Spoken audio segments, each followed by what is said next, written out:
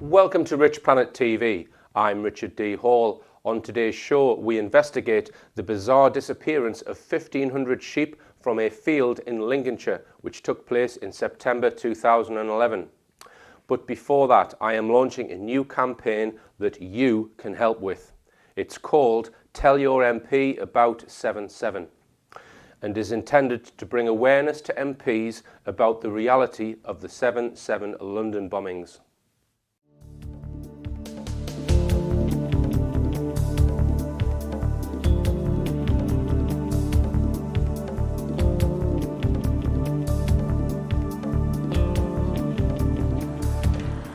Okay, it's Saturday the 1st of September 2012, it's 9 AM in the morning and I've come to Birtley. Now the reason why I've come here is because I'm going to hand over some very important information to my MP, Dave Anderson. Dave Anderson is a Labour MP and I've got some basically documentation regarding the London bombings of 2005. Viewers will know that I've extensively covered the London bombings on the TV show over the last couple of years, featuring Nick Colostrom, Anthony John Hill and also intelligence analyst Tony Farrell. And I'm going to be handing over to Dave today firstly the book Terror on the Tube, written by Dr. Nick Colostrom, Behind the Veil of 7/7, a copy of this document which was written by Dr. Rory Ridley Duff of Sheffield Hallam University, that looks at the events at Canary Wharf on the day of 7/7. This document, written by ex-police principal intelligence analyst Tony Farrell. This letter written by Dr. Nick Colostrom to Justice Lady Hallett, who sat at the inquest. Also going to give him a copy of the film 7/7 Ripple Effect, which seeks to expose the truth about the London bombings. And also 6 interviews that I've conducted with Nick Colostrom, Anthony John Hill and also Tony Farrell. And with all of this information is a covering letter in which I state that the overwhelming body of evidence proves beyond reasonable doubt that the 4 young Muslims who have been blamed by mainstream media for carrying out the bombings are totally innocent.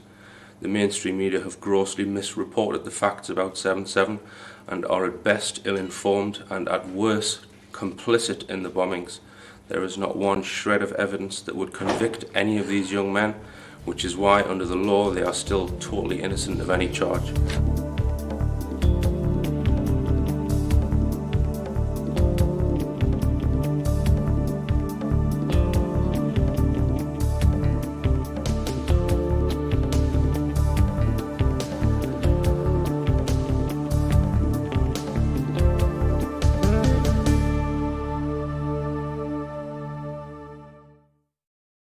So please help with this campaign. All the details are on the richplanet.net website. All it will cost you is printing out 43 A4 pages. It would be great if we could get this information to all 600 and odd MPs in the UK. Now, strap in tight for my investigation into the Lincolnshire Triangle. On Rich Planet TV, we have reported on cases of animal mutilation, where animal carcasses are found in remote areas, having had surgical procedures carried out with specific organs missing, on occasion total removal of blood without a trace being left on the ground. No human being has ever been seen, caught or convicted of carrying out such attacks, and we have presented evidence which proves there is some kind of government cover-up about these occurrences. Many researchers believe such incidents are the work of non-human intelligences. UFOs have often been sighted in areas where these attacks take place. A lieutenant in the US Air Force who worked at the Pentagon confirmed that he learned animal mutilation is linked to UFOs. But not only are animals being inexplicably mutilated, they are going inexplicably missing in huge numbers. When large numbers of farm animals disappear overnight, the immediate assumption by the police, the media and farmers is they have been stolen by rustlers. And there is no doubt that animal rustling does go on. However, on some occasions, there is not a shred of evidence to back up the initial assumptions. In fact, the evidence points to something far more exotic than animal rustling. Today's programme follows my investigation into the sudden disappearance of 1,500 sheep overnight from a single field in Lincolnshire, which took place in September 2011. Now, the area that we're going to is centred at a place called Louth, which is about 25 miles northeast of Lincoln and about 12 miles south of Grimsby. And it's in a place known as the Wolds, the Lincolnshire Wolds, W-O-L-D-S, which are steep gorges of chalk hills. Now, a couple of months back, I was at the East Yorkshire Wolds, where there's high UFO activity, and I've shown some film footage of that. So, and you just wonder whether there's some reason for the UFOs appearing in Wolds.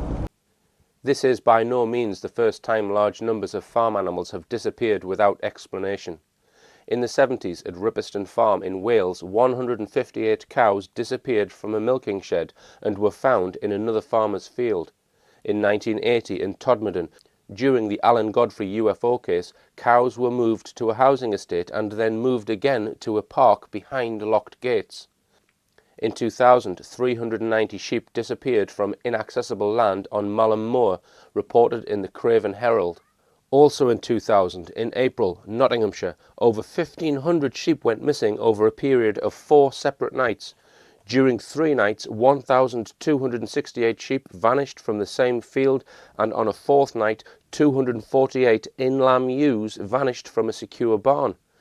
This case came to light due to an advert for a £10,000 reward placed in the press by the farmer.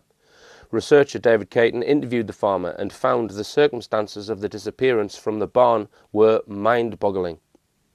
A sheepdog was kennelled just yards away from the barn and did not wake or bark during the 4-hour period the sheep were unobserved. The logistics of getting a truck into the farmyard would have meant it impossible for the sheep to have been taken without being noticed. The farmyard would have been covered in droppings after loading 248 sheep, but it was completely clean. The farmer was perplexed and also commented about the 1,200 sheep disappearing from the field, saying it was as if helicopters had come down and winched them up. 11.5 years later, about 50 miles east, 1,500 sheep disappeared in one night from a remote Lincolnshire field. The BBC website reported, sheep stolen from Stenegot for illegal abattoirs. Police believe almost 1,500 sheep may have been taken to unlicensed abattoirs. But nobody seems to be able to find these unlicensed abattoirs, and I suspect they do not exist. Before we look into this case, I'm going to highlight some of the activity that has been reported in the county of Lincolnshire over recent years. The activity has been concentrated mainly in the top right-hand corner of Lincolnshire, centred around a town called Louth. An article in local newspaper The Louth Leader from October 2008 talks about UFOs being regularly observed at Brinkhill by witness Eric Goring. A UFO investigator went to check out Eric Goring's claims and said, "I can now report I have been to Brinkhill twice, and on both occasions myself and a friend have seen the objects. I must say they are as Mr. Goring described. I saw 3 objects with lights on each point of the triangle with a very large central light. The larger object flew within 100 feet of my car and we experienced total electrical mayhem and I felt charged with static. The objects are definitely not the Aurora Black Project plane because it uses pulse scramjets, and these were silent, and we estimated they covered the distance from the coast to the Wolds in around a second, and that is not possible even for the Aurora." Just 2 months later, in January 2009, 15 miles north of Brinkhill, the famous Lincolnshire wind turbine incident occurred, reported widely in the press, with claims that a UFO may have caused the damage to the turbine. People who live nearby say that it was hit by a UFO. Residents remember being woken in the early hours of Sunday morning by a huge crash. When the sun came up, one of the turbines was bent and broken. That came after several witnesses reported glowing spheres in the sky earlier the same night. I just suddenly saw this light appear in front of us, and it just seemed to whiz sort of across the sky towards the wind turbines. I said, there was 2 or 3 of us in the car, and I just said to the other 2, what was that? Several other people claimed to have seen strange lights in the sky, and one person even reported seeing an explosion. Lights appeared first of all, and it wasn't, according to various locals you speak to, it wasn't just one kind of light. There were lots of different lights. There was a small light, says a county councillor. No, says another motorist. It was a massive light with tentacles hanging down, and it was all over these wind turbines, and then look what they woke up to. I saw a light. I was travelling from North Somercotes to South Somercotes towards Louth. There was a light, a static light, which was over the wind turbines. It was white with a slight reddish surround. And as the car moved, the light seemed to move with us. Whether this was an illusion, I do not know. But as we turned the corner, the light seemed to turn the corner and then disappear. And then the next thing you find out is that that wind turbine has been damaged. I've just zoomed right in there so you can see the join where the blade joins the main rotating body. And they look pretty mechanically sound to me. If one of these blades just came off due to mechanical failure, I can't imagine it travelling very far. No more than a few hundred feet. And apparently it took them a while to find the missing blade, so I've heard. For me, it seems far too much of a coincidence that there were multiple UFO sightings of an object hovering above this wind farm on the night that the blade came off. So, after the incident, further witness reports appeared in the local media. Speculation has continued amongst residents in Conisholme, with some saying they saw strange flashing tentacle-shaped lights above the wind farm on the night before it happened. Mr. John Harrison of Salt Fleetby described how on Saturday night, January the 3rd, he looked out of his landing window to see a massive ball of light with tentacles going right down to the ground over Conisholme wind farm. More eyewitnesses have come forward after speculation of a UFO hitting a wind turbine. Scores of witnesses have been coming forward to tell us their weird encounters over the past weeks. Rebecca Hodgson of Louth was at her horse's stables off London Road, Louth, Saturday, January the 3rd, the night before the 65-foot blade fell from the turbine in Conisholme, when her horse was spooked by a flashing orange ball in the sky. Rebecca described how her horse stopped suddenly and gazed up at the sky as a bright orange light circled above the turbines. She said it was really bright and glowing. It went dimmer and then moved across horizontally. The Daily Mail decided to muddy the waters by stating, government officials have claimed that an unmanned stealth bomber could have been the UFO responsible for destroying the wind turbine. And which government official is that, we should ask ourselves? The Daily Mail doesn't say. I detect bullshit. I also detect an attempt to muddle up the facts with such unsubstantiated, dubious claims. 5 months later, the local newspaper reports that somebody has mapped out much of the UFO activity in the area, and it makes kind of a triangle shape centred around Louth. And so the Lincolnshire Triangle was born. Further reports rolled in the vicinity of the same wind farm and a few miles further down the coast at Mablethorpe. In the 1990s, the radio tower at nearby Trusthorpe was nicknamed Alien Tower due to so many reported sightings of UFOs spotted in the vicinity of the tower. I was able to track down Eric Goring, the man who reported seeing UFOs in the region well before the wind turbine incident. I've had hundreds of sightings, hundreds, and I used to go out any time from about 5 p.m. till about 7 a.m. in the morning, next morning. And I used to go from one side of the village and back to the other side. Because I used to go to the top of Harrington Hill. That was another favourite site of mine. And I used to, I saw these white or orange or yellow balls of light, Right. Okay. which turned out to be the Black Triangle. Right, see, okay, so can you expand on that? So how did a bright or orange ball of light turn into a black triangle? Well, I don't know. So, Explain it then. they was out in the fields, going round and round the fields, and Balls of light. pardon? Balls balls of light? Yes, right. They lit up bright, and then when they come closer, I could see they were the black triangle. Okay, now were there 3 balls of light that made the corners of the triangle, or? Sometimes, but sometimes the whole ball was the triangle, and it's like a covering of them.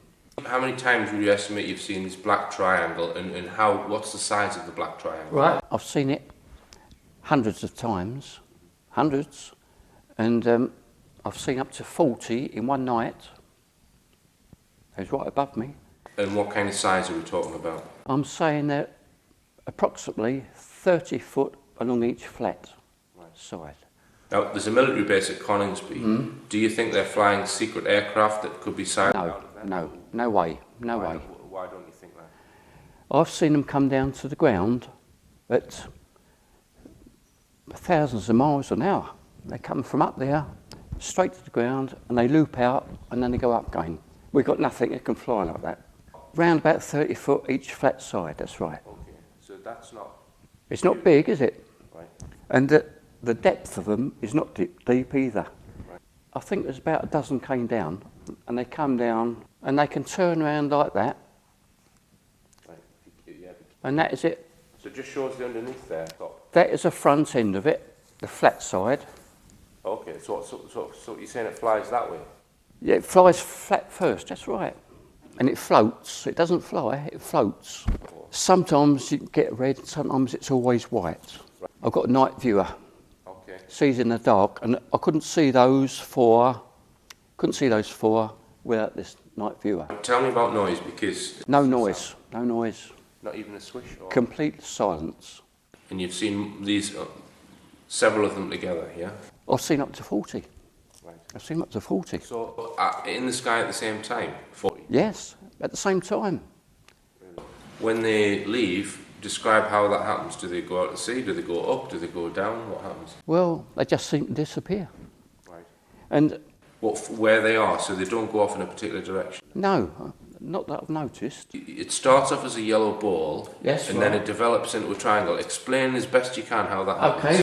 When it comes down to the ground, it's very fast, very fast. And I thought it was going to crash. It come down so fast. It looped out. Next thing I saw, it was over a tree. Right. They can stop instantly. Instantly. We've got nothing that can do that. So this is a ball of light that stops instantly, or the triangle? No. It was a ball of light when it came down. Over the tree, it was the triangle. It's the first time I've seen it. Right. And it was a black triangle. So you saw a ball of light, it came down, went up, and then you kept looking, and then suddenly it just became a triangle? That's right. Yeah, over the tree it was. Stopped instantly like that. When I look through my night vision viewer, they're pulsing. All right. You know what I mean? They're Yeah.